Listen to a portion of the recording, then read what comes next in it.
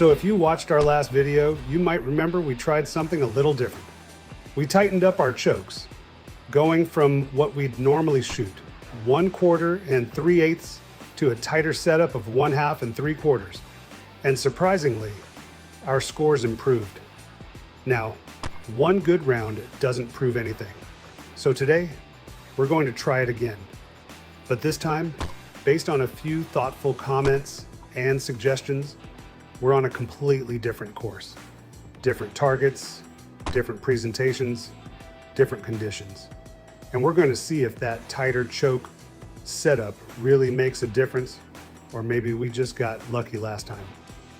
So, going into this round, I was actually pretty confident.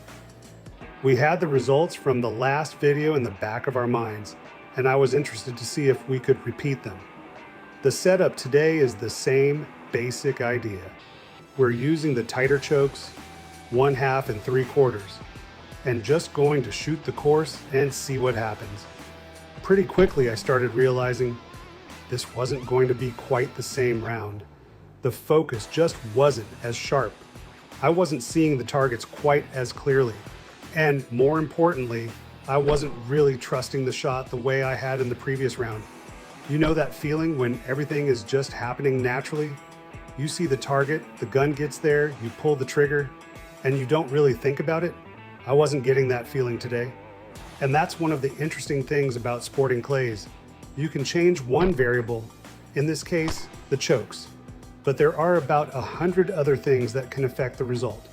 And today, I think focus was a much bigger factor than the choke. So as we worked our way around the course, the score wasn't really going in the direction we wanted. And by the end of the round, we were about 15% down overall compared to the previous round of 80% on the scorecard. So, clearly, this wasn't some magic formula. The tighter chokes didn't suddenly make us better shooters or move us off a shooting plateau. If anything, this round showed us just how much the shooter matters.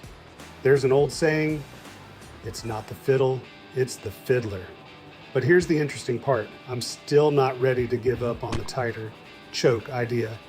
And that's probably because I don't think we really tested it under the best conditions today. My focus wasn't where it needed to be.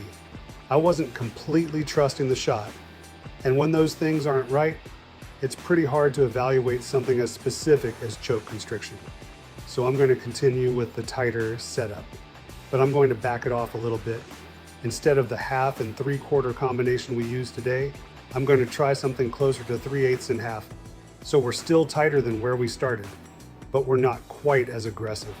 And that's really what I like about doing these experiments. We're not trying to prove that one particular setup is right. We're trying to learn something. Last time we tightened the chokes and the score went up. This time the score went down. So we've got two pieces of information, and neither one by itself gives us the answer. The next test will be interesting. We'll keep the tighter choke theory, but move it closer to that 3/8 1/2 combination. And hopefully we'll also have a sharper day mentally, because ultimately that's probably the biggest variable in all of this. You can have the perfect gun, the perfect choke, the perfect target. But if you're not seeing it and trusting the shot, none of it really matters. So that's where we're at.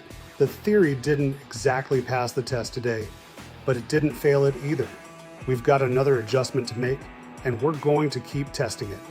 Because the whole point isn't to prove that we're right. It's to find out what actually works consistently. Well, that's all the clays action we have for now. If you enjoy our content, please like, share, and subscribe. Take care, and we'll see you on the next one.